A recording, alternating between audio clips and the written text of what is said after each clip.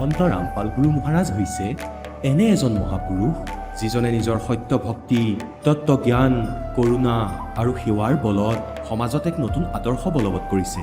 সন্ত ৰামপাল গুৰু মহাৰাজৰ নেতৃত্বত তেওঁৰ সকলো সৎলোক আশ্ৰমে কৰা বিস্ময়কৰ সমাজ কল্যাণমূলক কামে সমাজখনক সোণালী ভৱিষ্যতৰ এক নতুন আশা দেখুৱাইছে। সন্ত ৰামপাল গুৰু মহাৰাজৰ পৰা নাম দীক্ষা গ্ৰহণ কৰাৰ পিছত লাখ লাখ লোকৰ কৰ্কট ৰোগ, এইডছ আদি দুৰাৰোগ্য ৰোগ নিৰাময় হ'ল। সন্তজনাৰ জ্ঞানৰ পৰা অনুপ্ৰাণিত হৈ তেওঁৰ অনুগামীসকলে লাখ লাখ ইউনিট ৰক্তদান কৰে। সন্তজনাই লাখ লাখ ভগ্নী কন্যাৰ যৌতুকমুক্ত বিয়াৰ আয়োজন কৰালে। সন্তজনাই লাখ লাখ মানুহক ড্ৰাগছ আসক্তিৰ পৰা মুক্ত কৰিলে। কোটি কোটি ধ্বংসপ্ৰাপ্ত পৰিয়াল শান্তিত লাগিল। সন্তজনাৰ আশ্ৰমত সমাৱেশৰ সময়ত বিনামূলীয়া চকুৰ চিকিৎসা আৰু দন্ত চিকিৎসাৰ ব্যৱস্থা কৰা হয়। সন্ত ৰামপাল গুৰু মহাৰাজৰ দ্বাৰা পৰিৱেশ সুৰক্ষাৰ উদ্দেশ্যে সময়ে সময়ে বৃহৎ পৰিসৰত বৃক্ষৰোপণ কৰা হয়। সন্তজনাই আৰ্তজনক তাৎক্ষণিক সকাহ দিবলৈ এম্বুলেন্স সেৱা আৰম্ভ কৰিছিল। সন্তজনাই তেওঁৰ অনুগামীসকলক তেওঁলোকৰ শৰীৰ দান কৰিবলৈ অনুপ্ৰাণিত কৰে, যাতে মানৱতাৰ সেৱা আৰু চিকিৎসা ক্ষেত্ৰত উন্নতি কৰিব পৰা যায়। সন্ত ৰামপাল গুৰু মহাৰাজৰ সকলো আশ্ৰমত প্ৰতিদিনে বিনামূলীয়া ধৰ্মভোজৰ আয়োজন কৰা হয়, য'ত প্ৰতিবাৰেই প্ৰতিটো জাতি, প্ৰতিটো ধৰ্মৰ মানুহে একেলগে বহি ভোজন কৰে।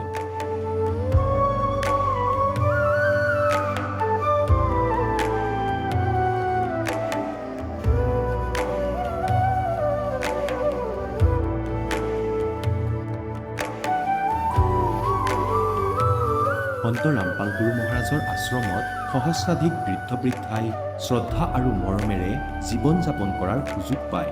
তেওঁলোকৰ থকা খোৱাৰ আৰু স্বাস্থ্যৰ সম্পূৰ্ণ দায়িত্ব সন্ত ৰামপাল গুৰু মহাৰাজে বহন কৰে।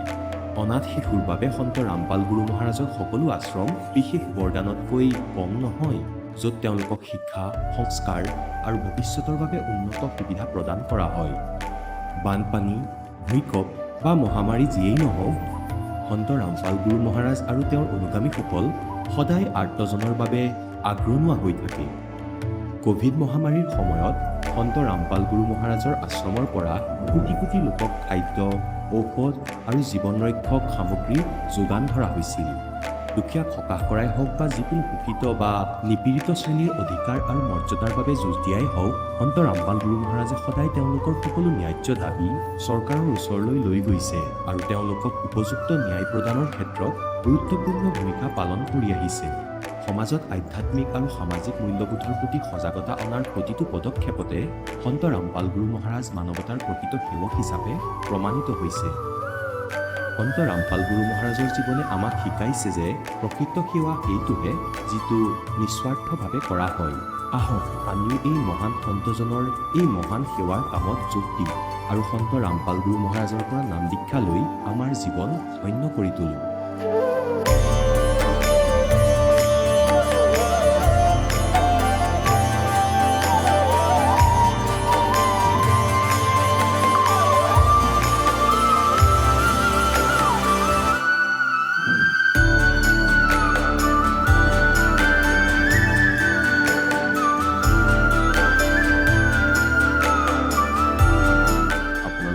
পৰিয়ালৰ সৈতে সৎলোক আশ্ৰমলৈ আন্তৰিকতাৰে আমন্ত্ৰণ জনোৱা হয়।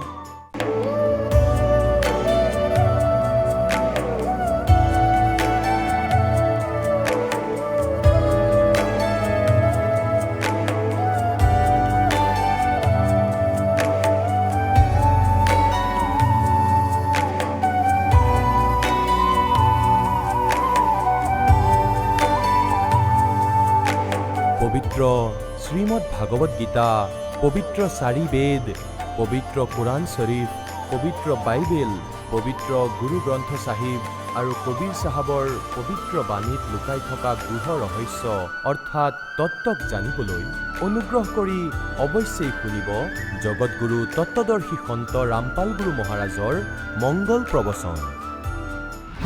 নমস্কাৰ ছাৰ। নমস্কাৰ। ছাৰ, কি নাম আপোনাৰ? মোৰ নাম ইন্দ্ৰেশ্বৰ মাহাতো। ছাৰ, আপুনি ক'ৰ পৰা আহিছে? মই যোৰহাট ডিষ্ট্ৰিক্ট তিলিকিয়াম বেজগাঁও অসমৰ পৰা আহিছোঁ। আপুনি সন্ত ৰামপাল গুৰু মহাৰাজৰ পৰা নাম দীক্ষা কেতিয়া লৈছিল? মই 2023 চনৰ 18 জুনত লৈছোঁ। তেখেতৰ পৰা নাম দীক্ষা লোৱাৰ আগতে আপুনি কেনেধৰণৰ ভক্তি সাধনা কৰিছিল? মই সৰুৰে পৰা আধ্যাত্মিকতাৰ লগত জড়িত থাকোঁ। সদায় সৰুৰ পৰাই মই পূজা পাতল কৰোঁ আৰু ব্ৰহ্মা বিষ্ণু মহেশক পূজা কৰোঁ, তুলসীত জল অৰ্পণ কৰোঁ, শিৱলিংগত সেইখিনি ইত্যাদি বিভিন্ন ধৰণৰ পূজা কৰোঁতে মোৰ সময় 1 ঘণ্টামান লাগি যায়। তাৰপিছত এতিয়া অৱশ্যে নাম দীক্ষা লোৱাৰ পিছৰ পৰা মই এইটো সহজ ভক্তি সাধনা পাইছোঁ। আৰু সেই সাধনা যে আপুনি কৰি আছিলে, পৰম্পৰাগত যি সাধনা কৰি আছিলে, সেই সাধনাৰ দ্বাৰা আপুনি কিবা লাভ পাইছিলনে? সেইখিনি সাধনাৰ পৰা লাভ বুলিতো ক'ব পৰা নাই, মনৰ পৰা কিছুমান অনুভৱ কৰোঁ লাভ হৈছে বুলি, কিন্তু এতিয়াই গম পাইছোঁ সেইখিনি লাভ হোৱা নাছিলে। একচুৱেলি কথাটো এইটোৱে যে আমি যিখিনি সাধনা কৰিছিলোঁ সেইখিনি শাস্ত্ৰ অনুকূল নাছিলে, সেইচব শাস্ত্ৰৰ বিৰুদ্ধ সাধনা আছিলে। এতিয়া গম পাইছোঁ যিখিনি এতিয়া আমি ধৰ্মীয় গ্ৰন্থখিনি আমি খুলি চাইছোঁ, আজি শিক্ষিত সমাজে বহুতে চোৱা নাই, আজি বহুতে চাইছে। আমি এতিয়া শাস্ত্ৰ অনুকূল ভক্তি কোনটো, শাস্ত্ৰ বিৰোধ ভক্তি কি, সেইখিনি এতিয়া চাইহে গম পাইছোঁ আমি সেইখিনি সাধনা যিবিলাক কৰিছিলোঁ সেইবিলাক ব্যৰ্থ সাধনা কৰিছিলোঁ। এতিয়া শাস্ত্ৰ অনুকূল আমাৰ যিটো গীতা বেদ আধাৰত আমাৰ সদগুৰু ৰামপালজী মহাৰাজে ধৰ্মীয় গ্ৰন্থৰ পৰা উলিয়াই নিষ্কৰ্ষ উলিয়াই পেলাই আমাক সাধনা দিছে আৰু সেইটোৱে পৰমাত্মাক পাবৰ কাৰণে মুখ্য সাধনা হিচাপে দিছে। আপুনি পূৰ্বতে যিবিলাক সাধনা কৰি আছিলে তাৰ দ্বাৰা ক'লে যে আপুনি কোনো ধৰণৰ লাভ পোৱা নাছিলে আৰু সেই সাধনা আপুনি পৰম্পৰাগতভাৱে আপুনি কৰি আহিছিলে, আৰু বৰ্তমান আপুনি সন্ত ৰামপাল গুৰু মহাৰাজৰ পৰা নাম দীক্ষা লোৱাৰ পিছত কেনেধৰণৰ লাভ পাইছে? লাভ বুলি ক'বলৈ গ'লে তেখেতৰ লাভখিনি আমি বৰ্ণনা কৰিবলৈ গ'লে সময় বহুত লাগিব। তথাপিও মই কওঁ, প্ৰথম কথা হৈছে কি, আমি অন্ধকাৰ জীৱনত সকলোৱে আমি আছিলোঁ। আজি অন্ধকাৰ সকলো মানৱ সমাজে অন্ধকাৰ জীৱনত আছিলোঁ, কিন্তু সদগুৰু ৰামপালজী মহাৰাজে আমাক বেদত যে ইমান ধুনীয়া খাজনা, আমাৰ খাজনা সোমাই আছে, সেইখিনি আমাৰ পৰমাত্মা পাবৰ কাৰণে সেই খাজনাখিনি উলিয়াই দিছে, পৰমাত্মা কি ধৰণে পাব পাৰি। সেইকাৰণে মানৱ জীৱনৰ যে মুখ্য উদ্দেশ্য পৰমাত্মা প্ৰাপ্তি, সেই কথাটো আমি সদগুৰু ৰামপালজী মহাৰাজৰ পৰাই গম পাইছোঁ। কিন্তু ইয়াৰ আগত কিন্তু মানৱ জীৱনৰ প্ৰধান উদ্দেশ্য বুলি জীৱিকাৰ ক্ষেত্ৰতহে গম পাইছিলোঁ। কোনোবাই ডক্টৰ, কোনোবাই ইঞ্জিনিয়াৰ, আন কোনোবা প্ৰফেশ্যনেল, সেইটোহে গম পাওঁ জীৱনৰ মুখ্য উদ্দেশ্য কি। কিন্তু এতিয়া গম পাইছোঁ যে গীতা বেদত আমাক এই মনুষ্য শৰীৰটো দিছেই আমাৰ পৰমাত্মা প্ৰাপ্তিৰ কাৰণে। ছাৰ, এই ক্ষেত্ৰত আৰু এটা কথা জানিব খুজিম, বহুতে কয় যে ভক্তি আচলতে বৃদ্ধ বয়সতে কৰিব লাগে। এই ক্ষেত্ৰত ছাৰ আপোনাৰ পৰা জানিব বিচাৰিছোঁ যে ভক্তি কৰাৰ কোনো সময়সীমা আছে নেকি ছাৰ? ভক্তি কৰাৰ যিহেতু সময়সীমা নাথাকে, যেতিয়াই আপোনাৰ ঈশ্বৰে আপোনাক কৃপা কৰে, সৎবুদ্ধি যেতিয়াৰ পৰা দিয়ে তেতিয়াৰ পৰা আপোনাৰ ভক্তি আৰম্ভ হয়। যেতিয়া ধ্ৰুৱ প্ৰহ্লাদে 5 বছৰ বয়সতে ধ্ৰুৱই যেতিয়া এই ভক্তি পাইছিলে তেতিয়াৰ পৰা তেখেতে ভক্তি সাধনা কৰিলে। প্ৰহ্লাদো সৰু খুব কম বয়সতে ভক্তি সাধনা পাই পেলাই তেখেতেসকলে ভক্তি সাধনা কৰিছিলে। ঠিক তেনেকৈ আজি আমাৰ নৱপ্ৰজন্মই বহুতে আমাৰ ছ'চিয়েল মিডিয়া পৰমাত্মা সৎসংগবিলাক চাই ভালো লাগে, ভাবে কিছুমানে হয়তো যে আমি এই ভক্তি সাধনাটো এদিন আমিও কৰিম, নহ'লে নকৰিলে আমি 84 লাখ ইউনিলৈ গুচি যাব লাগিব, এই ভক্তি সাধনা আমি কৰিম, ভাবিম, এনেকৈ ভাবি আছে হ'ব। কিন্তু ইয়াত এটা মই অনুগ্ৰহ কৰিব বিচাৰিছোঁ যে তেখেতসকলে যেতিয়া ভাবি থাকিম বুলি কৈ থাকোঁতে যদি জীৱনটো শেষ হৈ যায়, তেতিয়াতো তেখেতে এই জীৱনটো আৰু ঘূৰাই নাপায়, পাব 84 লাখ ইউনিলে আকৌ ভ্ৰমিব, 84 লাখ ইউনি ভ্ৰমাৰ পিছত আকৌ মনুষ্য জন্ম পাব, তেতিয়া ভক্তি পাব। কিন্তু ভক্তি পালোঁ কি হ'ব, সৎগুৰু নাপায়। সেইকাৰণে এতিয়া বিশ্বত সদগুৰু ৰামপালজী মহাৰাজে তেখেতে 1 নম্বৰ প্ৰথম তত্ত্বদৰ্শী সন্ত হিচাপে পৰিচিত। তেখেতে পৰমাত্মাক পোৱাৰ ৰাস্তা বিধি দেখুৱাব পাৰে। আপুনি ক'লে যে সন্ত ৰামপাল গুৰু মহাৰাজ বিশ্বৰ একমাত্ৰ তত্ত্বদৰ্শী সন্ত, আৰু আমাৰ ভাৰতবৰ্ষত লাখৰ তুলনাত আধ্যাত্মিক গুৰু আছে। এই ক্ষেত্ৰত ছাৰ আমি কেনেকৈ নিৰ্ণয় কৰিম যে সন্ত ৰামপাল গুৰু মহাৰাজে প্ৰকৃত সৎগুৰু তত্ত্বদৰ্শী সন্ত হয়? আমাৰ বাকী শ্ৰদ্ধালুসকলৰ মাজৰ পৰা আমি কেনেকৈ বাছি উলিয়াম? হয়, মানে গুৰুৰ ভেদ থাকে। গুৰু আৰু সৎগুৰুৰ মাজত পাৰ্থক্য আছে। আপোনাৰ গুৰু বহুত আছে। তো যিখিনি গুৰু আছে সিহঁতে ড্ৰেছ পোছাক কৰি পেলাই মানুহক আকৰ্ষণীয় কৰে। কোনোবাই ৰঙা, কোনোবাই ক'লা, বিভিন্ন ধৰণৰ ড্ৰেছবিলাক, কোনোবাই দাড়ি থাকে, কিছুমান চুলি টকলা কৰি লয়। যিখিনি কৰে সেই সত্য যুগৰ পৰাই আমাৰ শাস্ত্ৰ বিৰুদ্ধ ভক্তি সাধনা চলি আছে। এইটো যুগৰ পৰাই নহয়, সত্য যুগৰ পৰাই। যিখিনি সত্য যুগৰ পৰাই কেনেকৈ শাস্ত্ৰ অনুকূল ভক্তি সাধনা নাই চলা, তাত আমি দেৱ দেৱীক পূজা কৰোঁ, যিটো নেকি শাস্ত্ৰত বৰ্জিত আছে।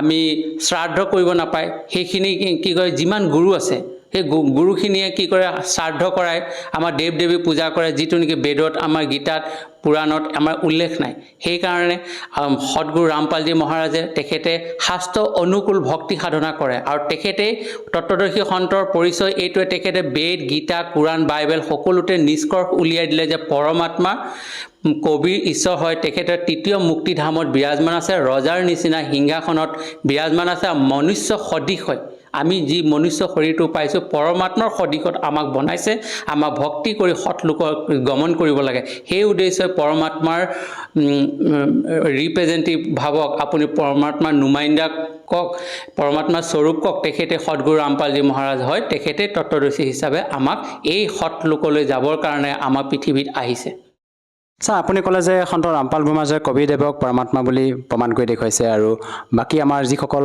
হিন্দু সমাজত প্ৰচলিত শ্ৰদ্ধালুৱে আমাক কৈ আহিছে যে ব্ৰহ্মা বিষ্ণু মহেশে অজৰমৰ হয় শ্ৰীকৃষ্ণক পূৰ্ণ পৰমাত্মা বুলি আমি ভক্তি সাধনা কৰি আহিছোঁ এই ক্ষেত্ৰত ছাৰ আমি কেনেকৈ মানি ল'ম আপোনালোকৰ গুৰু সন্ত ৰামপাল গুৰুমহাৰাজে কবিদেৱক পৰমাত্মা বুলি কৈছে এইটো ছাৰ কেনেকৈ আমি মানি ল'ম হয় চাওক মই এটা কথা ক'ব বিচাৰিম মই হিন্দু সম্প্ৰদায় হিচাপে মই কৈছোঁ আমি শ্ৰীকৃষ্ণক মোৰ আগত এই সদগুৰু ৰামপালজী মহাৰাজৰ চৰণত নহাৰ আগত মই শ্ৰীকৃষ্ণক সৰ্বা ভাবিছিলোঁ মৃত্যুঞ্জয় ভাবিছিলোঁ কিন্তু ঠিক আছে মই মানি লৈছোঁ মই শ্ৰীকৃষ্ণ বিশ্বৰ পৰমাত্মা বুলি কিন্তু এই শ্ৰীকৃষ্ণৰ বিষয়ে কোৰাণত লিখা আছে জানো মুছলমান সম্প্ৰদায় মানি ল'বনে নলয় খ্ৰীষ্টান মানুহখিনিয়ে মানি ল'বনে শ্ৰীকৃষ্ণ পৰমাত্মা বুলি কাৰণ শ্ৰীকৃষ্ণক তেখেতৰ গ্ৰন্থ লিখা নাই শ্ৰীকৃষ্ণৰ বিষয়ে কোৰাণত লিখা নাই মুছলমানৰ ক্ষেত্ৰত বাইবেলত খ্ৰীষ্টানসকলৰ তাত লিখা নাই গুৰু গ্ৰন্থ চাহেবেতো ধৰ্মগ্ৰন্থটো লিখা নাই শ্ৰীকৃষ্ণৰ বিষয়ে কিন্তু কবিৰ ঈশ্বৰৰ বিষয়ে গুৰু গ্ৰন্থ চাহেবত কোৰাণত খ্ৰীষ্টান ধৰ্মত বাইবেলত হিন্দু ধৰ্ম বেদত গীতাত সকলোতে কবিৰ ঈশ্বৰৰ নাম উল্লেখ কৰা আছে আৰু যিখন কবিৰ ঈশ্বৰৰ নাম উল্লেখ নাথাকে সেইটো ধৰ্মীয় গ্ৰন্থ হিচাপে পৰিচিত নহয় সেইজনে সৃষ্টি মালিক যিজন কবিৰ ঈশ্বৰে 6 দিনত সৃষ্টি কৰিছিল 7 নম্বৰ দিনত তেখেতে সিংহাসনত বিৰাজমান কৰিছিল ছাৰ আপুনি এটা সুন্দৰ কথা ক'লে যে সকলো সৎগ্ৰন্থত আচলতে যি প্ৰমাণ পোৱা যায় সেই প্ৰমাণৰ আধাৰতে পৰমাত্মা বুলি আমি ভক্তি সাধনা কৰিব লাগে এই ক্ষেত্ৰত ছাৰ আপুনি প্ৰমাণৰ সৈতে কৈছে যে সকলো সৎগ্ৰন্থতে কবিদেৱ পৰমাত্মা বুলি আপোনালোকৰ সদগুৰু ৰামপাল গুৰুমহাৰাজে আপোনালোকক প্ৰমাণ দেখুৱাইছে এই ক্ষেত্ৰত ছাৰ আৰু এটা কথা জানিব খুজিম যিহেতু বহুতে কয় যে গুৰু সলনি কৰিলে পাপ হয় গুৰু সলনি কৰিব নাপায় আৰু এনে ক্ষেত্ৰত আমাৰ ভাৰতবৰ্ষত লাখৰ তুলনাত আধ্যাত্মিক গুৰু আছে আপুনিও এজন অসমৰ বাসিন্দা হিচাপে আপুনি অসমৰ বিভিন্ন শ্ৰদ্ধালুৰ শৰণ গ্ৰহণ কৰি ভক্তি সাধনা কৰিব পাৰিলে হয় তেনে ক্ষেত্ৰত ছাৰ আপুনি হাৰিয়ানা প্ৰান্তৰ নিবাসী সন্ত ৰামপাল গুৰুমহাৰাজৰ শৰণ গ্ৰহণ কৰিলে এই ক্ষেত্ৰত ছাৰ আপুনি কি ক'ব বিচাৰে চাওক মই গুৰু সলনি কৰিব লাগে বুলি এইটো কাৰণে কওঁ আপোনাৰ বেমাৰ এটা হৈ আছে বেমাৰটো আপুনি এটা মেডিকেলত ট্ৰিটমেণ্ট কৰিছে ট্ৰিটমেণ্টত ভাল হোৱা নাই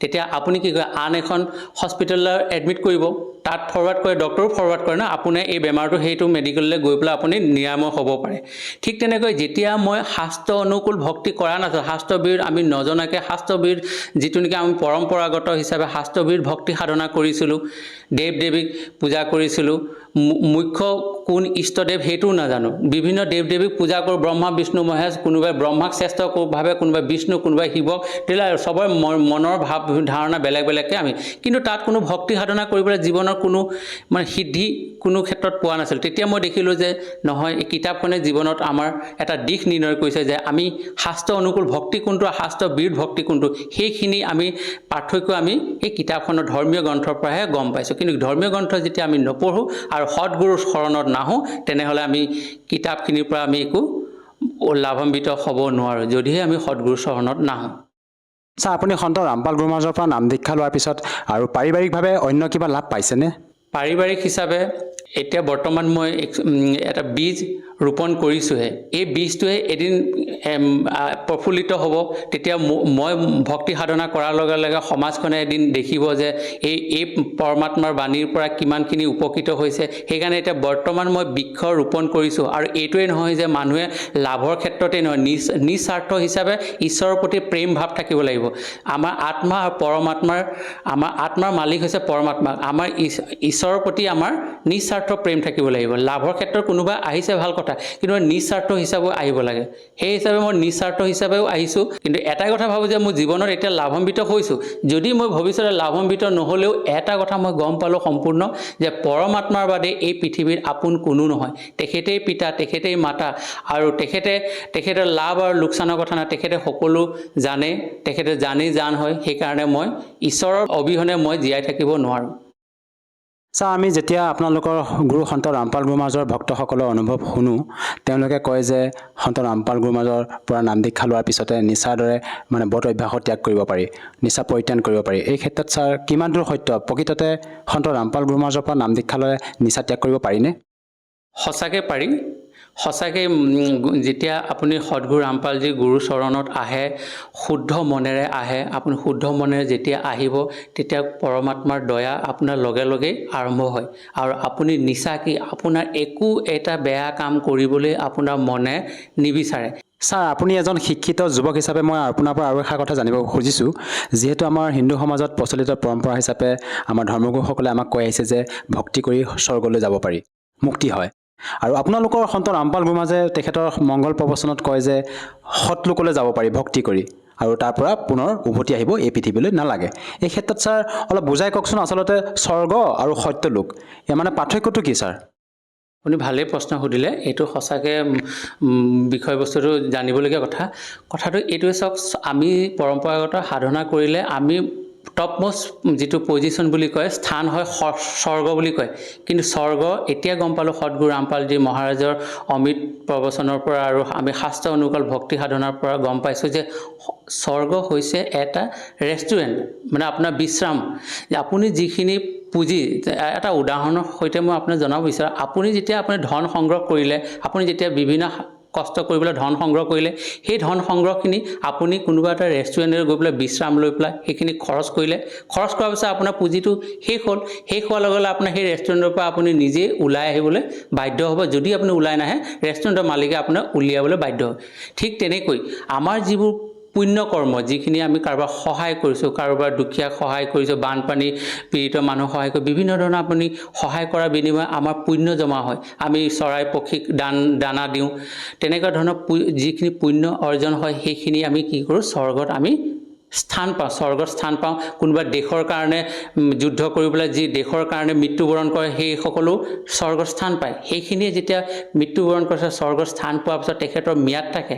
স্বৰ্গৰ ম্যাদ যেতিয়া শেষ হৈ যায়, পুণ্য শেষ কৰাৰ পিছত তেখেতসকলক আকৌ পৃথিৱীলৈ আকৌ পঠিয়াই দিয়ে। পৃথিৱীত আকৌ পঠিয়াই দিয়াৰ লগে লগে আকৌ আমি জন্ম মৃত্যু, আপোনাৰ 84 লাখ ইউনিট, কুকুৰ ছাগলী মেকুৰী মাছ বিভিন্ন ধৰণৰ ইউনিট আমি জন্ম গ্ৰহণ কৰিব লাগিব। জন্ম হ'বলৈ মৃত্যু হ'বলৈ এই 84 লাখ ইউনিট শেষ হোৱাৰ পিছত এবাৰ মানৱ শৰীৰ দিয়ে ঈশ্বৰে। এইটো আমাৰ মানৱ শৰীৰ এইটো কাৰণেই দিয়া হয়, যি নেকি আমি মানৱ শৰীৰটো হৈছে পৰমাত্মাৰ শৰীৰ হয়। পৰমাত্মাৰ নিজৰ স্বৰূপত আমাৰ মানৱ শৰীৰটো দিছে, যাতে পৰমাত্মাক প্ৰাপ্ত কৰিব পাৰি। আৰু ছাৰ, সত্যলোকৰ কথা ক'লে যে সত্যলোক আচলতে কি হয়? সৎলোকটো এতিয়া গম পাইছোঁ সদগুৰু ৰামপালজী মহাৰাজৰ চৰণত অহাৰ পিছত, যে আমাৰ তৃতীয় মুক্তিধাম সৎলোক আছে। আমিতো স্বৰ্গৰ কথা কৈছিলোঁ, এতিয়া স্বৰ্গৰ ওপৰতো মহাস্বৰ্গ আছে, মহাস্বৰ্গৰ ওপৰতো তৃতীয় মুক্তিধাম সৎলোক আছে, শাশ্বত স্থান বুলি কয়। সেই সৎলোকত এবাৰ প্ৰাণী যদি গুচি যায়, তেতিয়া পুনৰ তেখেতে এই পৃথিৱীৰ জন্ম মৃত্যু চক্ৰবিধ ফচি থাকিব নালাগে। এবাৰ যোৱাৰ পিছত তেখেতে পৰমাত্মাৰ চৰণত থাকিব আৰু সকলো ধৰণৰ সুখ থাকিব। সৎলোকৰ ব্যাখ্যা মই অৱশ্যে এইখিনি কম সময়ত কৰিব নোৱাৰোঁ, তথাপিও মই ক'ব বিচাৰোঁ, সৎলোকত গাখীৰৰ নদী বৈ থাকে, আপোনাৰ ফল বৃক্ষৰে, আপোনাৰ সকলো সৌন্দৰ্যৰে, সকলো আমাৰ ঘৰ নিৰ্মাণ আছে, ধুনীয়া অট্টালিকা, ধুনীয়া আপোনাৰ উদ্যান আছে, আপোনাৰ সকলো সুখেৰে ভগা, সুখৰ সাগৰ বুলি সৎলোকক নামাকৰণ কৰা হয়। তাত সুখেই সুখ আছে, তাত দুখ বোলা বস্তুটো নাই। ছাৰ, আপুনি স্বৰ্গ আৰু সত্যলোকৰ পাৰ্থক্য দাঙি ধৰিলে, যুক্তিপূৰ্ণভাৱে আপুনি পাৰ্থক্য দাঙি ধৰিলে। এই ক্ষেত্ৰত ছাৰ, যিসকল দৰ্শকে আপোনাক টিভি স্ক্ৰীণত আজি প্ৰত্যক্ষ কৰি আছে, আৰু এনেকুৱা বহু লোক আছে যিসকল নেকি মাৰাত্মক ৰোগত আক্ৰান্ত হৈ মৃত্যুৰ সৈতে যুঁজি আছে, ছাৰ, সেইসকল লোকৰ বাবে আপুনি কি বাৰ্তা দিব খোজে, তেওঁলোকে যাতে সন্ত ৰামপাল গুৰু মহাৰাজৰ নাম দীক্ষা লৈ উপকৃত হ'ব পাৰে? হয়, আপুনি খুব ভাল প্ৰশ্ন কৈছে। বাৰ্তা গুৰুজনে দিছেই মই তেখেতৰ কথাখিনিকে মই দাঙি ধৰিব বিচাৰিছোঁ আমাৰ মানৱ জীৱনৰ আমাৰ জন্ম আৰু মৃত্যু এইটো দীৰ্ঘ ৰোগ লাগি আছে আমি গমেই নাপাওঁ আমি জন্ম কিয় হৈছোঁ আৰু জন্ম হৈছোঁ আকৌ মৃত্যু কিয় হৈছোঁ এই জন্ম মৃত্যুৰ দীৰ্ঘ ৰোগ কাটিবৰ কাৰণেই পৰমাত্মাৰ ৰূপত সদগুৰু ৰামপালজী মহাৰাজে আহিছে আমাক জন্ম মৃত্যু দীৰ্ঘ ৰোগত আমাৰ পৰিত্ৰাণ পাবৰ কাৰণে আৰু এই দীৰ্ঘ ৰোগ যেতিয়া আমাক কাঠ খাব তেতিয়া আমি ক'লৈ যাম এই দীৰ্ঘ ৰোগ যেতিয়া কাঠ খাব আমাৰ সুখৰ সাগৰ সৎলোকত আমাক স্থান দিব য'লৈকে যোৱাৰ পিছত আমাৰ জন্ম মৃত্যুৰ এই চক্ৰবিধ আমি ফচি থাকিব নালাগে সেয়াই মোৰ মেছেজ পৰমাত্মাৰ ছাৰ যদি কোনো লোকে সন্ত ৰামপাল গুৰু মহাৰাজৰ পৰা নাম দীক্ষা ল'ব বিচাৰে কেনেকৈ ল'ব পাৰিব ছাৰ ভাল প্ৰশ্ন সুধিছে যিহেতু বহুতখিনি মানুহে নাম উপদেশ ল'ব বিচাৰে কোনো প্ৰচেছ পোৱা নাই হয়তো আজি ছ'চিয়েল মিডিয়াৰ যুগ বিভিন্ন ধৰণৰ প্লেটফৰ্ম আছে আপোনাৰ ছ'চিয়েল মিডিয়া আপোনাৰ সাধনা চেনেলতো আছে সেইখিনিতে আপুনি সাৰ্চ কৰিলে আপুনি হয়তো ইউটিউবত সাৰ্চ কৰিলে সদগুৰু ৰামপালজী মহাৰাজ সাৰ্চ কৰিলে তাতে আপুনি তেখেতৰ অমৃত প্ৰবচনখিনি শুনিব পাব তাতে মোবাইল নম্বৰ স্ক্ৰীনত দিয়া থাকে তেখেতসকলৰ সেই নাম্বাৰটোত যোগাযোগ কৰিলে আপোনাৰ ওচৰৰ নাম কেন্দ্ৰ চেণ্টাৰত আপুনি যোগাযোগ কৰিব পাৰিব সেই কল কৰি পেলাই আৰু তেখেতৰ বিনামূলীয়াকৈ আপুনি নাম উপদেশ ল'ব পাৰিব ধন্যবাদ থাকিল ছাৰ ধন্যবাদ এতিয়া জগতগুৰু তত্ত্বদৰ্শী সন্ত ৰামপাল গুৰু মহাৰাজৰ সৎসংগৰ মাধ্যমেৰে সেই অদ্বিতীয় আধ্যাত্মিক জ্ঞানৰ বিষয়ে জানি লওঁ যাৰ মাধ্যমেৰে আপোনালোকেও প্ৰাপ্ত কৰিব পাৰিব এনেকুৱা আধ্যাত্মিক মানসিক আৰু ভৌতিক সুখ যি এতিয়ালৈকে কেৱল আপোনালোকে মীৰাবাই ধ্ৰুৱ প্ৰহ্লাদ আদি কেইজনমান ভক্তৰ জীৱন কথাতহে শুনিছে এতিয়া শুনক তত্ত্বদৰ্শী সন্তৰ সৈতে শাস্ত্ৰ অনুকূল ভক্তি সৎসংগ এনেকুৱা অদ্বিতীয় আধ্যাত্মিক জ্ঞান যাৰ প্ৰমাণ আছে সকলো ধৰ্মৰ সকলো পবিত্ৰ শাস্ত্ৰত আৰু গীতাত স্পষ্ট লিখা আছে যে 12ৰ পৰা 15লৈকে আৰু 20, 21, 22, 23লৈকে যে যিসকলে এই অন্য দেৱতাসকলৰ পূজা কৰে সেই বুদ্ধিহীন ব্যক্তিসকলে নিজৰ জীৱন নষ্ট কৰি আছে স্বামীজীয়েতো জানিছিলে যে হয় এনেকুৱাই লিখা আছে এওঁলোকেতো আপোনালোকক জন্ম মৃত্যুৰ পৰা ৰেহাই দিব নোৱাৰে আৰু এই সাধনা আপোনালোকে অসংখ্য জন্ম কৰি আহিছে স্বৰ্গলৈ গ'ল ৰজা হ'ল দেৱতা হ'ল এই চক্ৰ শেষ নহয় আৰু যি এই সাধনা মই কমেই দাসে ক'ব আপোনালোকক ইয়াক স্বীকাৰ কৰক আপোনালোকৰ কল্যাণ হ'ব এতিয়া ৰামানন্দ দেৱৰ সমস্যাৰ সৃষ্টি হৈ গ'ল মই আপোনাৰ সাধনা আৰম্ভ কৰিম মোৰ আগৰো নষ্ট হৈ যাব আৰু কালিলৈ যদি মোৰ মৃত্যু হৈ যায় তেন্তে মোৰ কি হ'ব পৰমাত্মাই ক'লে তোমাৰ মৃত্যু মোৰ হাততেই থাকিব যেতিয়া তুমি ক'বা তোমাৰ স্বইচ্ছাৰে তোমাৰ মৃত্যু হ'ব এনে মৃত্যু নিকটলৈ নাহিব और कहते हैं जीवन तो थोड़ा ही भला जय सत्य सुमरण हो और ये लाख वर्ष का जीवना लेख धरनी को এয়া আগৰখিনিতো তোমাৰ ব্যৰ্থ হ'ল আৰু ইয়াৰে তোমাৰ একো লাভ নহ'ব সকলো পৰিচিত কৰাই দিলে পৰমাত্মাই कि इंद्र कुबेर ईश की पदवी ब्रह्मावरण धर्मराया विष्णुनाथ के लोक को जाकर तो फिर जन्म मरण में आया তেন্তে ইউজনো কি তেওঁ বুজি পাই গ'ল যে তেওঁৰ কোনো লাভ নহয় এতিয়া সমস্যা থাকিল তোমাৰ মৃত্যু নহ'ব যেতিয়ালৈকে মই নকওঁ 150 বছৰলৈকে জীয়াই আছিল ৰামানন্দদেৱ মালিকৰ কৃপাৰে আগলৈ আৰু শুনাই আছো चार मुक्ति बैकुंठ में जिनकी मेरे चा गरीबदास घर अगम की मैं कैसे पाऊं था हेम रूप जहाँ धरती है रत्न जड़े बहु शोभे कह रामानंद बैकुंठ को तन मन मेरा लोभे নিজৰ আগৰ যি ইচ্ছা আছিলে টাৰ্গেট আছিলে উদ্দেশ্য আছিলে যে তালৈ কিয় গৈ আছো যে সেই স্বৰ্গত ভালদৰে থাকিব পাৰিম তাত বিষ্ণুদেৱৰ লোকত পৰিষ্কাৰ ধৰণী আছে আৰু তাত বৈকুণ্ঠ বহুত ধুনীয়া হয় शंख चक्र गदा पद्म है ये मोहन मदन मुरार गरीबदास मुरली बाजे उस स्वर्ग लोक दरबारे ৰামানন্দদেৱে উপমা কৈ আছে মহিমা কৈ আছে স্বৰ্গৰ যে মই ভগৱান বিষ্ণুৰ দৰ্শন কৰিম শংখ চক্ৰ গদা পদ্ম তেওঁৰ হাতত আছে আৰু তাত মুৰলী বাজি আছে অখণ্ড পৰমাত্মাই ক'লে যেতিয়া তোমাৰ এই শংখ চক্ৰ পদ্মধৰতাজনেই মৰিব তেতিয়া কাক চাবা ইয়াতে লাগিল তেওঁৰ স্বইচ্ছাৰে কথাটো ক'লে ৰামানন্দদেৱে তোমাৰ কথাটো সঠিক এতিয়া সেই অবিনাশীজনক চোৱা যাক সদায় আপুনি চাব পাৰে এতিয়া সেই অবিনাশীজনৰ পথ লৈ এই দাহ আহিছে। স্বয়ং পৰমাত্মা আছিলে, কিন্তু ইয়াত ডাবল ৰোল কৰি আছে। কাৰণ 5 বছৰৰ বালকত আৰু ভগৱান যদি আমাৰ লগত বেছি দিন থাকে, তেতিয়াহ'লে তেওঁক ৰিজেক্ট কৰিবলৈ লাগি যাওঁ। আমাৰ এনেকুৱা কণ্ডেমড বুদ্ধি, সেইকাৰণে পৰমাত্মাই কিছু লুকুৱাই কেতিয়াবা কেতিয়াবা সত্যক কয় আৰু এই কালৰ জালক বুজালে। ৰামানন্দ দেৱে উপমা কৈ আছিলে স্বৰ্গৰ। दूधों की नदियां बहें वह श्वेत वृक्ष शोभाने गरीबदास मंदल मुक्ति ही स्वर्गापुरी स्थान।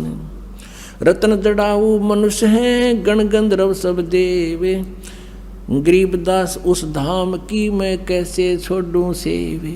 এতিয়া কৈ আছে, ৰামানন্দ দেৱে কৈছে যে গাখীৰৰ নৈ বয় আৰু তাত বগা বগা বৃক্ষ আছে আৰু ধুনীয়া ধুনীয়া সুখদায়ক, আৰু সেই স্বৰ্গপুৰীৰ স্থানক মই কেনেকৈ এৰি দিওঁ। তাত বহুত ধুনীয়া আৰু ৰত্ন লগোৱা বহুত মনুষ্য আছে, যেনেকৈ ইয়াত বহুতো ল'ৰা ছোৱালীৰ তিল থাকে আৰু বেছি ধুনীয়া লাগে।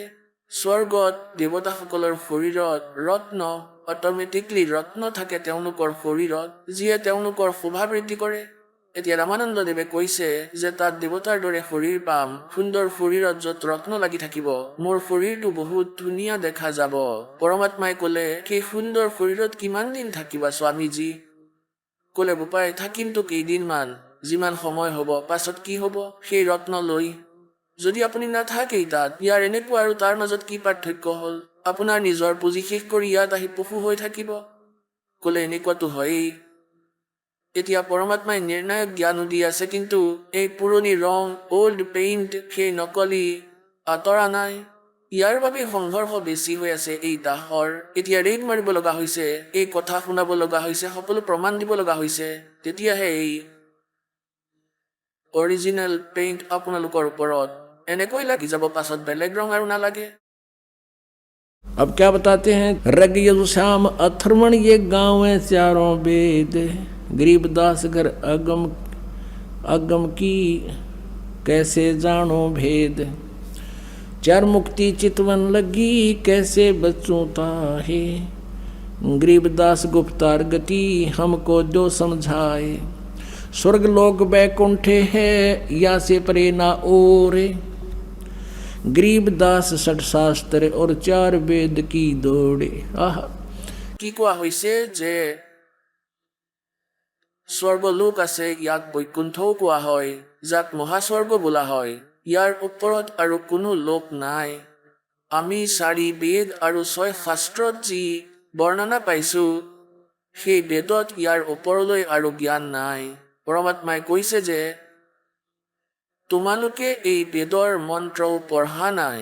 বেদে কয় সেই পৰমাত্মাৰ বাস্তৱিক স্থিতিক তত্ত্বদৰ্শী সন্তই কয় গীতাৰ অধ্যায় নম্বৰ 4 শ্লোক নম্বৰ 34ত যে এয়াও পঢ়া নাই আপুনি স্বামীজী, যে তাত কোৱা হৈছে সেই পৰমাত্মাৰ স্থিতিক তত্ত্বদৰ্শী সন্তইহে ক'ব। ইয়াৰ সিদ্ধ হ'ল যি বেদ আপুনি পঢ়িছে তাক ভালদৰে বুজি পোৱা নাই, আৰু ভালকৈ বুজি নোপোৱাৰ বাবে ইয়াৰ নিষ্কৰ্ষ ভুল ওলাই গৈছে। আপুনি সকলো বেদ পঢ়িছে, কিন্তু আপুনি বেদক বুজা নাই। আপুনি নিৰাকাৰ বুলি কৈ আছে পৰমাত্মাক, আৰু পৰমাত্মাক তাত নৰ আকাৰ বুলি কোৱা হৈছে। মনুষ্যৱত অগ্নে নৰৱত মহা ইন্দ্ৰে মনুষ্য সদৃশ পৰমাত্মা অগ্নে তনুৰসী বিচন্নেতা সৌম্যস্য তনুৰসী 5ম অধ্যায়ৰ যজুৰ্বেদৰ 1ম মন্ত্ৰত। এতিয়া এই সকলোটো পঢ়ি ৰাখিছিলে তেওঁ, সংস্কৃতটো মনত আছিলে, অৰ্থ মালিকে কৈ দিলে। 2 মিনিটত স্ক্ৰু চিধা হৈ গ'ল, সকলো স্ক্ৰীন ওলোটাই ৰাখিছিলে, সকলো ঠিক হ'ল। এতিয়া কি কোৱা হৈছে, 4 मुक्ति चितवन लगी कैसे बच्चों ताही गरीबदास गुप्तार गति हमको जो समझाए। नारद ब्रह्मा जिसे रटे और गाँव शेष गणेश रामानंद के बैकुंठ से और परे को देश। আমিতো এয়া জনাই নাছিলো যে ইয়াৰ বাহিৰেও কোনো দেশ আছে, কোনো এনে স্থান আছে য'ত জন্ম মৃত্যু নাই। 88 जिसे जपे और 33 सेवे गरीबदास जासे परे और कौन है देव। যি ভগৱানৰ পূজা 88,000 ঋষি 33 কোটি দেৱতাই কৰে, তেওঁৰ বাহিৰে আৰু কোন ভগৱান আছে? আমি নাজানো। परमात्मा कहते हैं सुर नर मुनि जन 33 करोड़ी ये बंदे सभी काल की डोरी।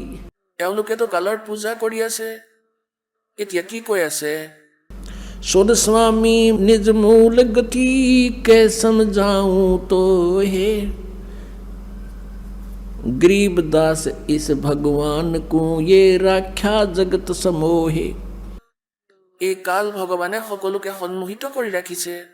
এই মিছা লোভ দি, এয়া তোমাৰ ছোৱালী, এয়া তোমাৰ ল'ৰা, এয়া তোমাৰ গাড়ী, এয়া তোমাৰ ঘৰ, আৰু কালিলৈ মৃত্যু হোৱাই কয় ব'লা এতিয়া, ইয়াত তোমাৰ একো নাই, সকলো মোৰ। চাওক, মূৰ্খ বনাবৰ বাবে কালে এই সকলোবোৰ কৰি ৰাখিছে, তোমালোকক সন্মোহিত কৰি ৰাখিছে। 3 लोक के जीव सब विषय वासना भरमाए। कबीर जी कह रहे हैं गरीबदास हमको जपे तिसको धाम दिखाए। পৰমাত্মাই কৈছে, 3 লোকৰ সকলো জীৱক বাসনাৰে ভ্ৰমিত কৰি ৰাখিছে। তোমাৰ বাসনা আছে, তোমাৰ ইচ্ছা আছে যে তুমি স্বৰ্গলৈ যাবা, দেৱতা হ'ম, আমুক কৰিম, আৰু মৃত্যু হ'লে মনত একো নাথাকিব, গাধ হ'বা। আৰু কৈছে যে সেই স্থানক, সেই লোকক, সেই ভগৱানক মই দেখুৱাব পাৰোঁ যিয়ে মোৰ জপ কৰে। গৰীবদাস হামকো জপে। কবিৰ চাহেবে কৈ আছে যিয়ে মোৰ ভজন কৰিব तिसको धाम दिखाए। তেওঁক সেই ধাম দেখুৱাই দিব, য'ত যোৱাৰ পিছত আকৌ কেতিয়াও ঘূৰি আহিবলগীয়া নহয়। जो देखेगा धाम को सो जानत है मुझे। যিয়ে মোক তাত দেখিব, সৎ লোকত তেওঁলোকে মোক মানি ল'ব, আই এম গড, কবিৰ ইজ গড। गरीबदास तो से कहूँ सुन गायत्री गुज। যে এয়া এটা সাৰ কথা কৈ দিওঁ স্বামীজী, মই বহুত কথা কৈ দিম আপোনাক, আৰু আপোনাৰ তথাপিও বিশ্বাস নহ'ব যে মই ভগৱান। আপুনি মোক মোৰ সেই ধামত যেতিয়া দেখিব, সৎ লোকত, তেতিয়াহে মানিব যে আই এম গড। কাৰণ আপুনি ভগৱানৰ ডেফিনেশ্যনেই বিপৰীত মানি ৰাখিছে। এই কালে আপোনাক বিপৰীত পৰিভাষা কৈ থৈছে। फिर क्या बताते हैं कृष्ण विष्णु भगवान को ये जड़ाए हैं जीवे। गरीबदास त्रिलोक में ये काल कर्म शिरसी। তোমাৰ এই কৃষ্ণ বিষ্ণু ভগৱানে এই সকলো জীৱক ইয়াত স্থিতি কৰি ৰাখিছে। স্থিতি কি কোৱা হৈছে? আনজনৰ প্ৰতি মায়ামোহ উৎপন্ন কৰি ইয়াত আবদ্ধ কৰি ৰাখিছে। গীতাৰ অধ্যায় নম্বৰ 14 শ্লোক নম্বৰ 1 পৰা 5লৈকে এয়া স্পষ্ট কৰি দিছে। কালে 3 পৰা 5লৈকে কৈছে যে প্ৰকৃতি মোৰ পত্নী দুৰ্গা, আৰু মই এওঁৰ পেটত বীজ স্থাপন কৰোঁ। ইয়াৰ পৰাই সকলো জীৱৰ উৎপত্তি হয়, আৰু এই 3 গুণ, ৰজগুণ ব্ৰহ্মা, সৎগুণ বিষ্ণু, তমগুণ শিৱ, এই সমূহ জীৱ আত্মাক কৰ্মৰ আধাৰত ইয়াত শৰীৰত বান্ধি ৰখা হৈছে। এতিয়া কবিৰদেৱে কৈ আছে, গৰীবদাস দেৱে চিত্ৰণ কৰিছে যে कृष्ण विष्णु भगवान को ये जड़ाए हैं जीवे। गरीबदास त्रिलोक में ये काल कर्म और सीवे। पौमी धरणी आकाश थंब ये चलसी चंद्र सूर्य। चंद्रमा और सूरज भी नाश होगा। गरीबदास रज बीरज की फिर कहाँ रहेगी धूरे। तारायण त्रिलोक सब ये चलसी इंद्र कुबेरे। गरीबदास सब जात हैं तेरे स्वर्ग पतालु सुमेर। সুমেৰু যি দেৱতাসকলৰ নগৰী কোৱা হৈছে, সেয়াও না হ'ব। 4 मुक्ति बैकुंठ बटे फना हुई कई बारे। ফনা মানে না হ'ব। এই তোমালোকৰ বৈকুণ্ঠ, এই 4 মুক্তি নাজানো কিমান বাৰ নষ্ট হৈছে।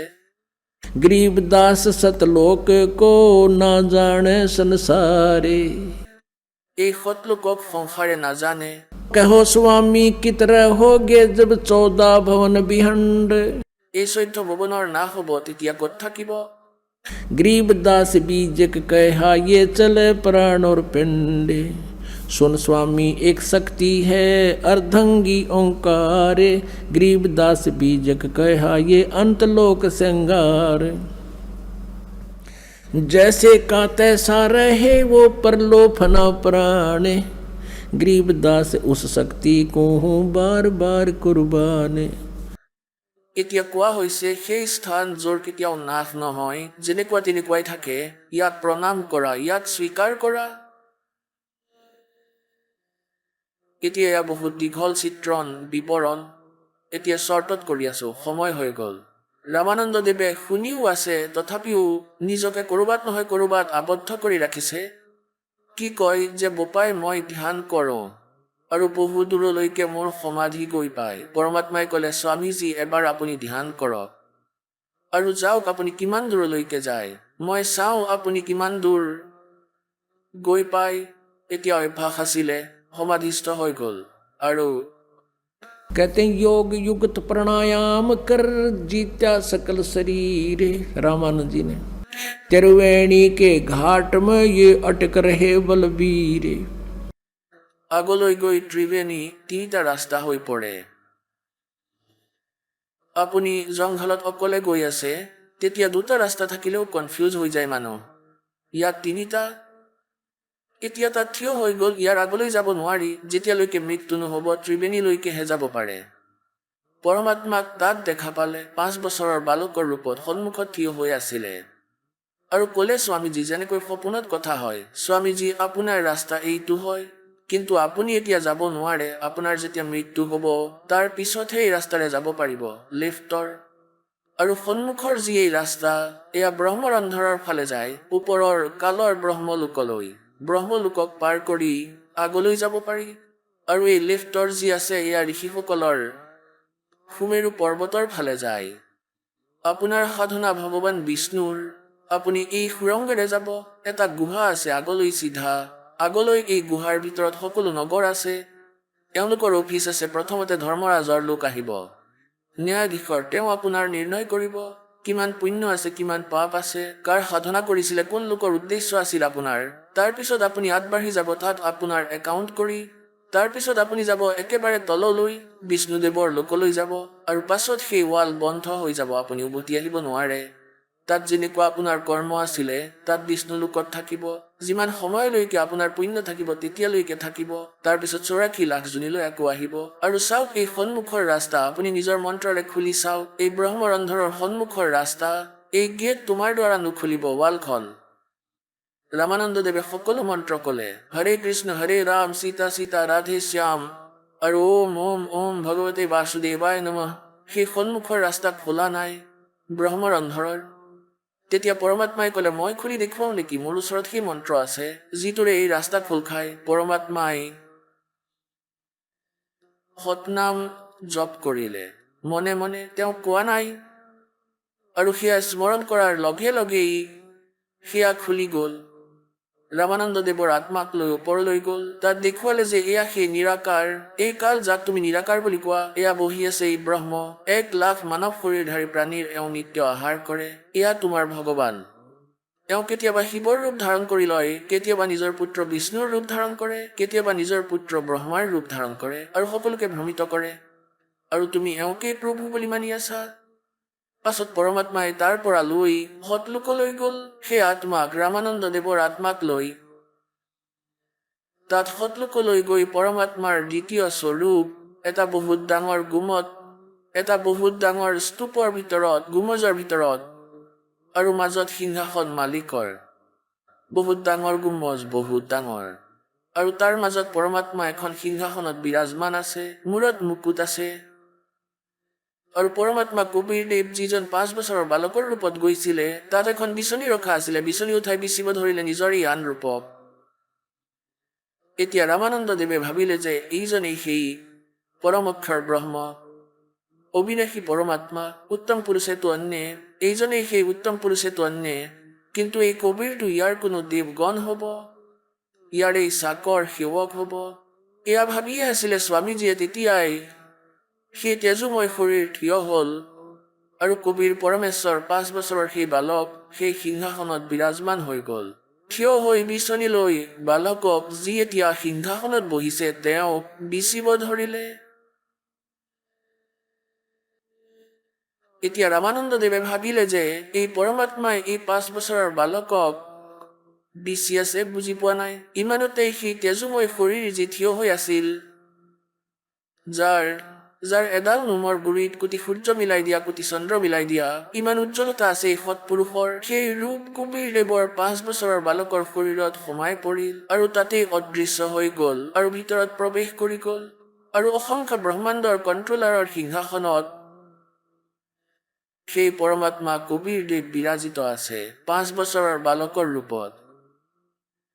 এতিয়া ৰামানন্দদেৱে সকলো কথা বুজি পাই গ'ল যে এওঁটো পৰমাত্মা পূৰ্ণ ব্ৰহ্ম, পৰম অক্ষৰ ব্ৰহ্ম স্বয়ং হয়, এজন ধানক এজন শিপিনীৰ ৰূপত। চাওক মোৰ কেনেকুৱা কপাল, মই ভগৱানৰ সৈতে বিবাদ কৰি আছিলো। এতিয়া পৰমাত্মাই ক'লে স্বামীজী যাওক তললৈ, এতিয়া তললৈ যাওক। এতিয়া তাত দেখিলে সকলোবোৰ বস্তু। ৰামানন্দদেৱে প্ৰাৰ্থনা কৰিলে পৰমাত্মাক, সেয়াতো বেয়া লোক হয়, তালৈ মোক নপঠাব। প্ৰভুৱে ক'লে যে স্বামীজী আপুনি ভক্তিহীন হৈ পৰিছে, তালৈ বলক, আপোনাক নাম দিম, আপুনি সৎনামৰ ভক্তি কৰিব। আৰু এই সৎনামৰ এটা শ্বাসৰ যি বিধি মই কম, মোৰ আদেশত মোৰ বচনেৰে তুমি স্মৰণ কৰিবা, মৰ্যাদাত থাকিবা। আৰু ইমান মূল্যৱান। सतनाम पालड़े रंग होरी हो, 14 लोक चढ़ावे राम रंग होरी हो, 3 लोक पासंग धरे रंग होरी हो, तो ना तुले तुलाया राम रंग होरी हो। যে সৎ উদ্দেশ্যেৰে ভক্তি কৰিবা, মৰ্যাদাত থাকিবা, লোভ লাজ নকৰিবা, এনেকুৱা মন্ত্ৰ দিম, সোনকালেই ধনী হৈ যাবা, ভক্তিযুক্ত হৈ যাবা। এতিয়া যোৱা তললৈ। এতিয়া ৰামানন্দদেৱৰ আত্মাক উভতাই পঠাই দিলে। তেওঁৰ সমাধি বাগিলাৰ সন্মুখত দেখিলে সেই 5 বছৰৰ বালক সন্মুখত বহি আছে, যিজন সৎলোকৰ সিংহাসনত বিৰাজমান আছিলে পূৰ্ণ পৰমাত্মা। এতিয়া ৰামানন্দদেৱে হাতজোৰ কৰি 104 বছৰৰ বৃদ্ধ, নিজকে মহৰ্ষি বুলি কৈ আছিলে, সকলোৱে জয় জয়কাৰ কৰি আছিলে, যেনেকুৱা বিদ্বান নাই। কবিৰ পৰমাত্মাৰ আগত হাতজোৰ কৰি কৈছে যে আপোনাৰ জ্ঞানৰ সন্মুখত মোৰ বালকৰ দৰে বুদ্ধি আছিলে ভগৱান, মোৰ ভুল হৈ গ'ল। কি ক'লে? तहावा चित चक्रित भया जब देखा फजल दरबारे। ফজল মানে সেই ন্যায়কাৰীৰ প্ৰকৃত সভা, সৎলোক দেখিলে। তাত মূৰ ঘূৰাই গ'ল ৰামানন্দদেৱৰ। तावा चित चक्रित भया देखा फजल दरबारे, गरीबदास सिजदा किया हम पाए दीदार। तुम स्वामी में बाल बुद्धि, बरम कर्म किए नासी, गरीबदास निज ब्रह्म तुम मेरे हो गया दृढ़ विश्वास। तुम स्वामी में बाल बुद्धि, रामानंद जी कहते तुम मेरे मालिक। गुरु अब शिष्य को, स्वामी को स्वामी कह रहा सचमुच कि तुम स्वामी में बाल बुद्धि, बरम कर्म किए नासे, गरीबदास निज ब्रह्म तुम मेरा हो गया दृढ़ विश्वास। আপুনি সেই নিজ ব্ৰহ্ম, আপুনি পৰম অক্ষৰ ব্ৰহ্ম, সঁচাকৈ সঠিক ভগৱান আপুনিয়ে হয়, সেই উত্তম পুৰুষ, সেয়াও আপুনিয়ে হয় মোৰ মালিক। सुन बेसुन से तुम परे और उर से हमरे तीरे। শূন্য সে তুম পাৰে, আপুনিয়ে সেই সৎলোকত, আৰু ইয়াত মোৰ সন্মুখত বহি আছে। सुन बेसुन से तुम परे उरे से हमरे तीरे, गरीबदास सर्वंग में है अवगत पुरुष कबीर। যে সকলোতেই আপোনাৰ পাৱাৰেই কাম কৰি আছে। এই ব্ৰহ্মা বিষ্ণু মহেশ্বৰ পৰ্যন্ত মালিক আপোনাৰ শক্তিৰেই চলি আছে, নহ'লে কোনো আদিয়েই নাই। कोट कोट सिजदा किया, कोट कोट प्रणाम, गरीबदास अनहद अदर हम पर से तुम दाम। কোৱা হয় যে প্ৰকৃত অনদটো সৎলোকত বাজি আছে, ইয়াতো নকলি অনদ সুৰ যি আমি ইয়াত শুনি আছো। बोलत रामानंद जी सुनो कबीर करतारे, गरीबदास सब रूप में है तू ही बोलन हारे। অৰ্থাৎ আপোনাৰ পাৱাৰেৰেই সকলো টেপ ৰেকৰ্ডাৰ চলি আছে।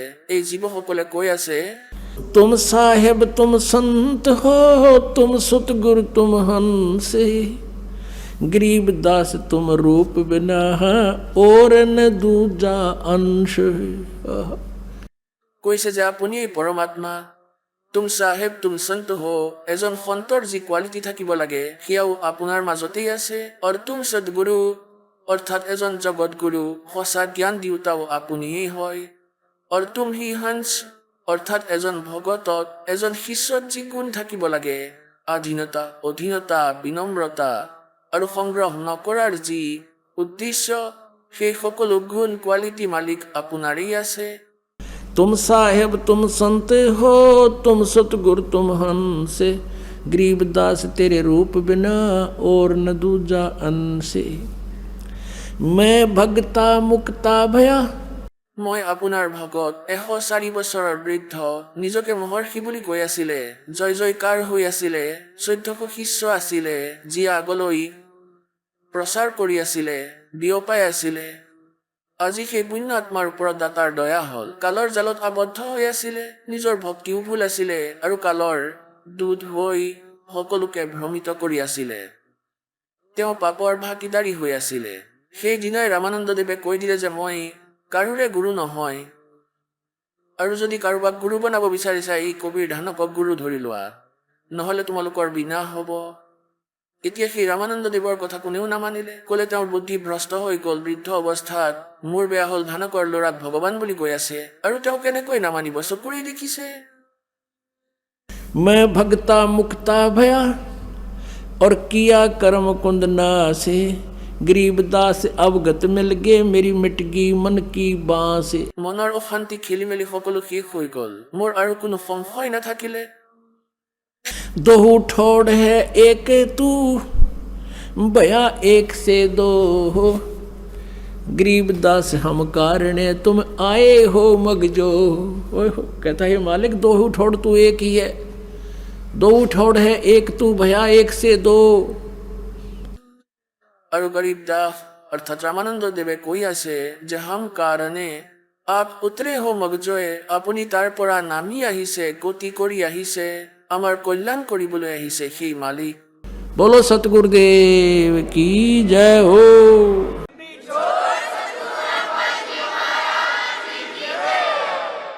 পৰম পিতা পৰমাত্মা পূৰ্ণ ব্ৰহ্ম সমগ্ৰ সৃষ্টিৰ ৰচনাকৰ্তা কুল মালিক কবিৰ দেৱৰ এই পৃথিৱীত আগমনৰ উপলক্ষে পৰমাত্মাৰ ইয়ালৈ সৎলোকৰ পৰা গতি কৰি অহাৰ উপলক্ষে এই 5 দিৱসীয় সৎসংগ সমাৰোহ চলি আছে।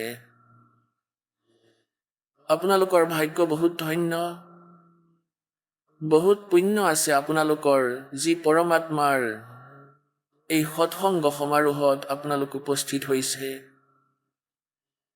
আপোনালোকে সত্যনাৰায়ণ কথা শুনিবলৈ পাব। আপোনালোকৰ উপলব্ধি হ'ব যে আমি কিয় জীয়াই আছিলোঁ, আমি জীয়াই থকাৰ টাৰ্গেট কি কৰি ৰাখিছিলোঁ, আৰু আমাৰ জীয়াই থকাৰ উদ্দেশ্য কি হ'ব লাগে। সৎসংগলৈ আহিলে জীৱৰ জ্ঞান হয়। সৎসংগৰ অভাৱত এই প্ৰাণীয়ে নিজৰ মূল্যৱান মনুষ্য জীৱন নষ্ট কৰি পেলায়। স্বয়ং পৰমেশ্বৰ কবিৰ দেৱে এই পূৰ্ণ ব্ৰহ্মই পৰমক্ষৰ ব্ৰহ্মই আহি নিজৰ দ্বাৰা ৰচনা কৰা সৃষ্টিৰ যথাৰ্থ জ্ঞান দিছে।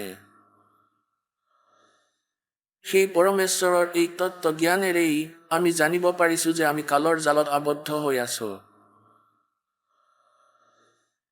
আমাক মৰাৰ আৰু জন্ম দিয়াৰ ওপৰত কাৰ হাত আছে? এই সকলোবিলাক তথ্য আপোনালোকক এই পৰমাত্মাৰ তত্ত্ব জ্ঞানৰ পৰাই প্ৰাপ্ত হৈছে হ'ব।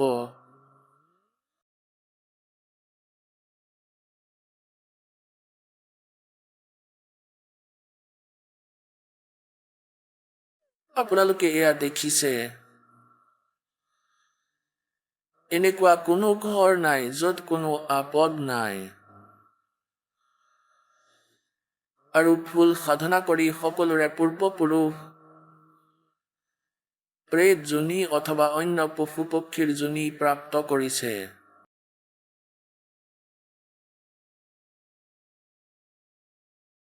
ইয়াৰ পিছত ইয়াৰ কাৰণ যি আছে সেয়া অজ্ঞানতা, নকলি গুৰু, তত্ত্বজ্ঞানহীন এই সন্ত যিয়ে এই পৰমাত্মাক চিনি নাপায়, বুজি নাপায়, সদগ্ৰন্থও ভালকৈ নাজানে, এওঁলোক যিসকল এই গুৰু পদত বিৰাজমান আছে এওঁলোক আধ্যাত্মিক টিচাৰ, আধ্যাত্মিক অধ্যাপক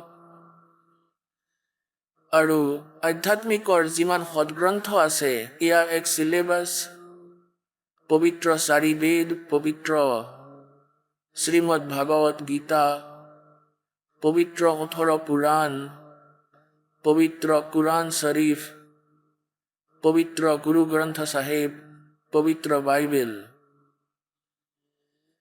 এই সদগ্ৰন্থবোৰকো প্ৰত্যেক ধৰ্মৰ যিসকল টিচাৰ এতিয়া বৰ্তমানত আছে তেওঁলোকে বুজা নাই। আৰু যি মহাপুৰুষসকলে এই গ্ৰন্থসমূহৰ ৰচনা কৰিলে ইয়াৰ পিছতো এইসমূহক বুজাৰ অভাৱেই আছিলে। আজি ৰাতিপুৱাৰ সৎসংগত আপোনালোকে শুনিছিলে যে এজন মহৰ্ষি ৰামানন্দদেৱ,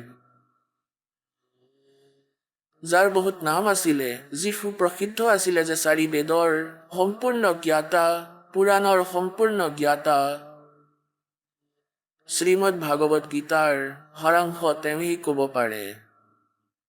গোটেই ভাৰতবৰ্ষত সুপ্ৰসিদ্ধ আছিলে, 1400 শিষ্য আছিলে যিসকলে আগলৈ তেওঁৰ দ্বাৰা উলিওৱা সদগ্ৰন্থৰ নিষ্কৰ্ষৰ আধাৰতেই তেওঁৰেই শিষ্যই প্ৰচাৰ কৰিছিলে।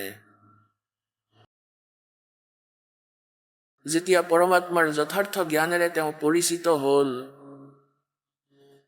পৰমেশ্বৰ কবিৰ দেৱে তেওঁক যথাৰ্থ জ্ঞান বুজালে আৰু নিজৰ সৎলোকৰ দৰ্শন কৰালে আৰু তাত নিজৰ সমৰ্থতাৰে সামৰ্থ্যৰে পৰিচিত কৰালে। ইয়াৰ পাছত স্বামী ৰামানন্দদেৱে কৈছিলে যে तुम स्वामी में बाल बुद्धि और कर्म भरम कियो नाश, गरीब दास निज ब्रह्म तुम, मेरा हो गया दृढ़ विश्वास। তেতিয়া সেই 104 বছৰৰ বৃদ্ধই এনেকৈ কৈছিলে যে মোৰ জ্ঞানটো এনেকুৱা হয় যেনেকৈ এজন বালকৰ। মোৰ টাৰ্গেট কেৱল স্বৰ্গ যোৱাৰ আছিল, উদ্দেশ্য কেৱল স্বৰ্গ যোৱাৰ আছিল আৰু বিষ্ণুদেৱক মই সুপ্ৰিম পাৱাৰ বুলি মানিছিলোঁ। আপোনাৰ যথাৰ্থ জ্ঞানেৰে, আপোনাৰ তত্ত্ব জ্ঞানেৰে এতিয়া মোৰ চকু খুলি গ'ল। পৰমাত্মাৰ দৰ্শন হোৱাৰ পাছত স্বামী ৰামানন্দদেৱে নিজৰ সেই 1400 শিষ্যক মাতিলে। তেওঁলোকক ক'লে যে আজিৰ পৰা আৰু মই তোমালোকৰ গুৰু নহয়। আহক আমি এতিয়া সেই শ্ৰদ্ধালুসকলৰ অনুভৱবোৰ জানো, যিসকলে জগতগুৰু তত্ত্বদৰ্শী সন্ত ৰামপাল গুৰু মহাৰাজৰ পৰা দীক্ষা প্ৰাপ্ত কৰিছে তথা তেওঁ কোৱা ভক্তি মাৰ্গ এওঁলোকে অৱলম্বন কৰি আছে। নমস্কাৰ। নমস্কাৰ ছাৰ, কি নাম আপোনাৰ? মোৰ নাম ঋতু বৰ্মা। ঋতু, আপুনি ক'ৰ পৰা আহিছে? মই গাঁও সৰজপুৰা, ভাটাপাৰা জিলা, বৰোদা বজাৰ, ভাটাপাৰা ছত্তীশগড়ৰ হয় মই। ঋতু, আপুনি সন্ত ৰামপালদেৱ মহাৰাজৰ পৰা নাম দীক্ষা কেতিয়া ল'লে? মই সন্ত ৰামপালদেৱ মহাৰাজৰ পৰা নাম দীক্ষা 19 ছেপ্টেম্বৰ 2020 লৈছোঁ ছাৰ। সন্ত ৰামপালদেৱ মহাৰাজৰ পৰা নাম দীক্ষা লোৱাৰ আগতে আপুনি কি ভক্তি সাধনা কৰিছিলে? মই ছাৰ সন্ত ৰামপালদেৱ মহাৰাজৰ পৰা নাম দীক্ষা লোৱাৰ আগতে মই সকলোবোৰ দেৱী দেৱতাৰ ভক্তি কৰা কৰিছিলোঁ। সোমবাৰে ব্ৰত ৰাখিছিলোঁ, দুৰ্গা মাৰ ব্ৰত ৰাখিছিলোঁ, শনি দেৱতাৰ ব্ৰত ৰাখিছিলোঁ, সাই বাবাৰ ব্ৰত ৰাখিছিলোঁ আৰু সকলোবোৰ তীৰ্থস্থানলৈ গৈছিলোঁ। আপুনি যিহেতু কৈছে যে আপুনি বহুত ভক্তি সাধনা কৰিছিলে, বহুত ব্ৰতো ৰাখিছিলে, তেন্তে কি কাৰণে আপুনি সন্ত ৰামপালদেৱ মহাৰাজৰ শৰণলৈ আহিলে? মই বহুত সমস্যাত আছিলোঁ ভগতদেৱ। মই বহুত শাৰীৰিক কষ্টত ভুগিছিলোঁ, যেনে ধৰক মূৰৰ বিষ হোৱা, কঁকালৰ বিষ হোৱা, বুকুৰ বিষ হোৱা। মই বহুত সমস্যাত আছিলোঁ, কিন্তু ক'তোৱে সমাধান পোৱা নাছিলোঁ। গতিকে এবাৰ মোৰ স্বামীয়ে জীৱনৰ সুগম পথ নামৰ কিতাপ এখন লৈ আহিলে ঘৰলৈ। তেতিয়া তেওঁ ক'লে যে এইখন পঢ়ি চোৱা তুমি, ইয়াত বহুত ভাল জ্ঞান লিখা আছে। তাৰপিছত মই পঢ়া আৰম্ভ কৰিলোঁ। মোৰ বহুত ভাল লাগিল। সকলো জ্ঞান বুজি পালোঁ যে এওঁৱেই পূৰ্ণ পৰমাত্মা হয়। কবি চাহেবেই পূৰ্ণ পৰমাত্মা। কবি চাহেবৰ ৰূপত সন্ত ৰামপালদেৱ মহাৰাজ আহিছে। এনেদৰেই মোৰ সকলো জ্ঞান হৈ গ'ল। মুক্তি মাৰ্গৰ কথা জানিলোঁ। এনেদৰে সন্ত ৰামপালদেৱ মহাৰাজৰ শৰণলৈ আহিলোঁ। সন্ত ৰামপালদেৱ মহাৰাজৰ পৰা নাম দীক্ষা লোৱাৰ পিছত আপুনি লাভ পালেনে? হয় ছাৰ, মই লাভটো বহুত পাইছোঁ, কিন্তু মই মেইন পইণ্টকেইটা কওঁ। যেনে ধৰক মূৰৰ বিষ হৈছিলে। মই শহুৰৰ ঘৰত ভালদৰে কাম কৰিব পৰা নাছিলোঁ। যেতিয়া গধূলি হয় তেতিয়া মূৰৰ বিষ হোৱা আৰম্ভ হৈছিলে। মই টেবলেট খাই কাম কৰিবলগীয়া হৈছিলে। আৰু বুকুৰ বিষ হৈছিলে, এনেকুৱা লাগিছিল যেন বুকুত ফুটা হৈ গৈছিলে। আৰু কঁকালৰ বিষ, আৰু এইখিনিত আপুনি চাব পাৰে মোৰ গলৰ ইয়াত কেঞ্চাৰ হৈ গৈছিলে। আৰু ডক্টৰে কৈছিলে যে তাইক অপাৰেশ্যন কৰিব লাগিব, এনেদৰে কৈছিলে। মই বহুত ভয় খাইছিলোঁ, মই অপাৰেশ্যন কৰিব বিচৰা নাছিলোঁ। তাৰপাছত এটা ঠাইৰ পৰা মই গম পালোঁ যে বেলপান নামৰ এখন গাঁও আছে বিলাসপুৰ ক্ষেত্ৰত। তাতে গম পালোঁ যে আয়ুৰ্বেদিকৰ ঔষধ দিয়ে আৰু ভাল হৈ যায়। তাৰপাছত দেউতাই মোক ক'লে যে ব'লা তালৈকে যাওঁ, তাতে গ'লে তুমি ঠিক হৈ যাবা। তাৰপাছত মই তালৈ গ'লোঁ বাৰু তালৈ, ভালো হ'লোঁ। কিন্তু 1.5-2 বছৰৰ পিছত আকৌ উৎপন্ন হৈ গ'ল এই কেঞ্চাৰ। তাৰপাছত মই সন্ত ৰামপালদেৱ মহাৰাজৰ শৰণলৈ আহিলোঁ। সন্ত ৰামপালদেৱ মহাৰাজক মই মনেৰে প্ৰাৰ্থনা কৰিলোঁ যে হে পৰমাত্মা, মই ক'তো যাব নিবিচাৰোঁ, না ডক্টৰৰ তাত যাব বিচাৰোঁ, না ওজা তান্ত্ৰিকৰ ওচৰলৈ, না মই ঔষধ লগাব বিচাৰোঁ, না মই ঔষধ খাব বিচাৰোঁ। এনেকৈ ক'লোঁ। মই মনে মনে সন্ত ৰামপালদেৱ মহাৰাজক প্ৰাৰ্থনা কৰিলোঁ। তেতিয়া এই কেঞ্চাৰ নিজে ভাল হৈ গ'ল। ভগতদেৱ ছাৰ, মই না 1 টকাৰ দৰৱ খালোঁ, না পিল খালোঁ। ডক্টৰে কৈছিলে যে তাইৰ অপাৰেশ্যন কৰাব লাগিব, এনেকৈ কৈছিলে। তাৰপাছত মই সন্ত ৰামপালদেৱ মহাৰাজৰ শৰণলৈ অহাৰ পিছত মই মনে মনে প্ৰাৰ্থনা জনালোঁ যে মই ক'তো যাব নিবিচাৰোঁ। আপুনিয়েই ঠিক কৰি দিব পৰমাত্মা, যিহেতু ইমান ডাঙৰ বেমাৰ আপুনি ভাল কৰিব পাৰে, এইটোতো সৰু সুৰা কথা। আপুনি মৃতককো জীৱিত কৰিব পাৰে, গতিকে এইটোও কৰিব পাৰিব। এনেকৈ ভাবি মই মনে মনে ঘৰত বহি গ'লোঁ। পিছত এয়া নিজেই ভাল হ'ল। না মই ডক্টৰৰ ওচৰলৈ গ'লোঁ, না মই কোনো ঔষধ খালোঁ, না ঔষধ লগালোঁ। আজিৰ পৰা প্ৰায় 1.5 মাহমান আগৰ কথা। ইয়াত মোৰ ফুলি গৈছিলে আৰু ইয়াত গাঢ় হৈ গৈছিলে। তেতিয়া মই ছ'ন'গ্ৰাফি কৰাব কৈছিলে ডক্টৰে। তেতিয়া মই ছ'ন'গ্ৰাফি কৰালোঁ আৰু তেতিয়া ডক্টৰে ক'লে যে এয়া কেঞ্চাৰ হয়, ইয়াৰ অপাৰেশ্যন কৰাব লাগিব, আৰু এই জেগাত কেঞ্চাৰ হৈছে, ইয়াৰ অপাৰেশ্যন কৰাব লাগিব। আৰু এই যে ইয়াত গাঢ় হৈছে, ইয়াতো অপাৰেশ্যন কৰাব লাগিব। ইয়াৰ আন চিকিৎসা নাই, এনেকৈ ক'লে। তাৰপিছত মই হস্পিটেলৰ পৰা যেতিয়া মই ঘৰলৈ আহিলোঁ, সন্ত ৰামপালদেৱ মহাৰাজক প্ৰাৰ্থনা জনালোঁ।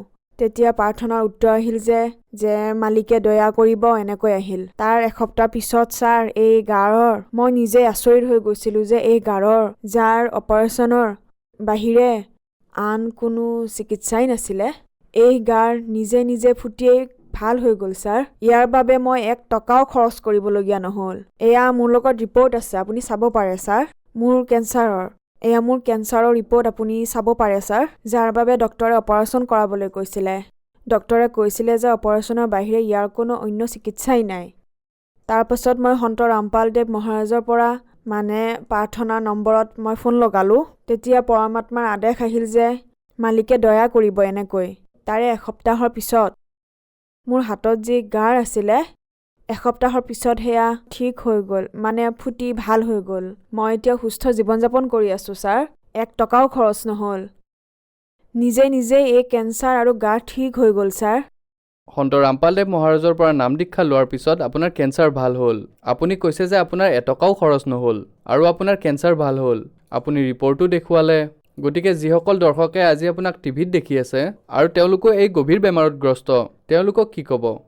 মই সমগ্ৰ ভক্ত সমাজক এয়াই ক'ব বিচাৰিম যে যিসকল এই বেমাৰত গ্ৰস্ত হৈ আছে, কাৰোবাৰ কেঞ্চাৰ হৈ আছে, কাৰোবাৰ জ্বৰ হৈ আছে, কাৰোবাৰ কিবা আন বেমাৰ হৈ আছে, তেওঁলোকে সন্ত ৰামপালদেৱ মহাৰাজৰ পৰা নাম দীক্ষা লৈ, তেওঁৰ শৰণলৈ আহি নাম দীক্ষা লৈ নিজৰ কল্যাণ কৰাওক। সন্ত ৰামপালদেৱ মহাৰাজৰ পৰা নাম দীক্ষা কেনেকৈ ল'ব পাৰি? সন্ত ৰামপালদেৱ মহাৰাজৰ পৰা নাম দীক্ষা এনেকৈ ল'ব পাৰি।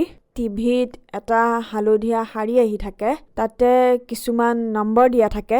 সেই নম্বৰত আপোনালোকে যোগাযোগ কৰি নামদান কেন্দ্ৰৰ পৰা সন্ত ৰামপালদেৱ মহাৰাজৰ পৰা নাম দীক্ষা লৈ আপোনাৰ কল্যাণ কৰাব পাৰে। ধন্যবাদ। সৎ চাহেব ছাৰ।